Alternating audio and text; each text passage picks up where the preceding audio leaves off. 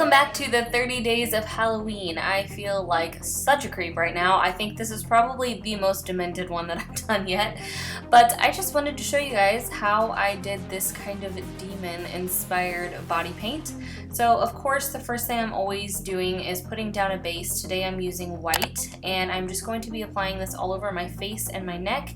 If you are going to be doing this, then just apply anywhere that your Halloween costume will not be covering. After you've got that down, then you're going to go ahead and start marking out where you're going to hollow out your eyes. I'm using black body paint and using kind of like an alien shape eye, or maybe like an egg shape, I guess, kind of out to the temples.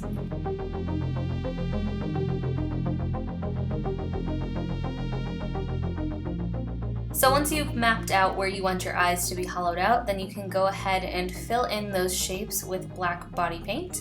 I am just using this on a very tiny little brush, and I'm trying to get this as black and opaque as possible. If you're doing like I'm doing and covering over your eyebrows, you want to make sure that you get in between the hairs really, really well so that you can't see your eyebrows through the black.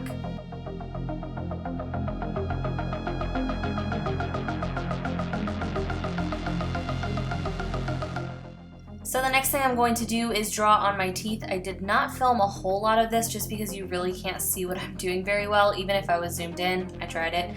But right here what I'm doing is creating some sharp, scary little teeth and a new mouth shape. So I'm just going over and drawing a whole bunch of teeth to kind of create an extended, creepy smile. Once you've got all of the teeth on, I think now that I have them all on there you can see them better, I'm taking a very tiny little brush, this is an eyeliner brush, and some black body paint, and I'm going to be tracing out each individual tooth. This took absolutely forever, but it turned out so cool, so it was totally worth it.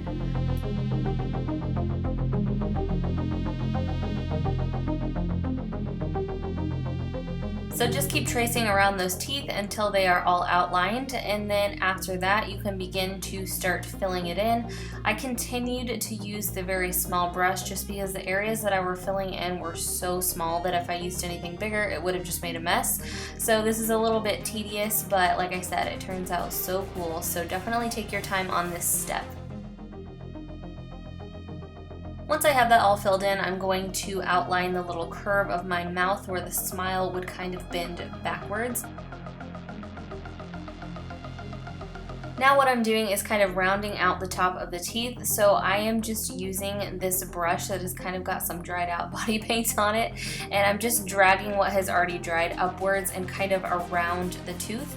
As you can see, it's kind of rounding them out, but don't completely close them off at the top. Just continue this process until you've done it around all of the teeth on the top and bottom rows. Next, I'm going to be taking this pinky red eyeshadow all around the top of the teeth, and this is going to be creating the illusion of gums.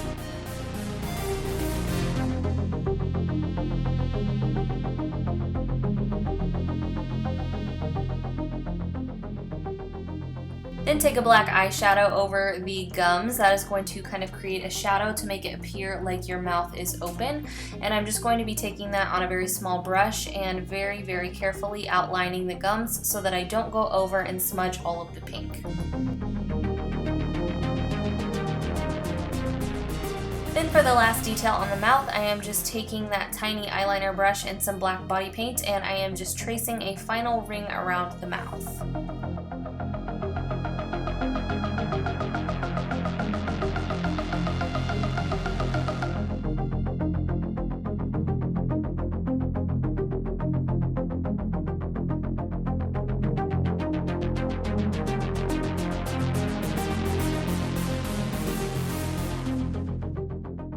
On a blending brush, I'm just going to be taking some black eyeshadow and softening up that edge around my eyes.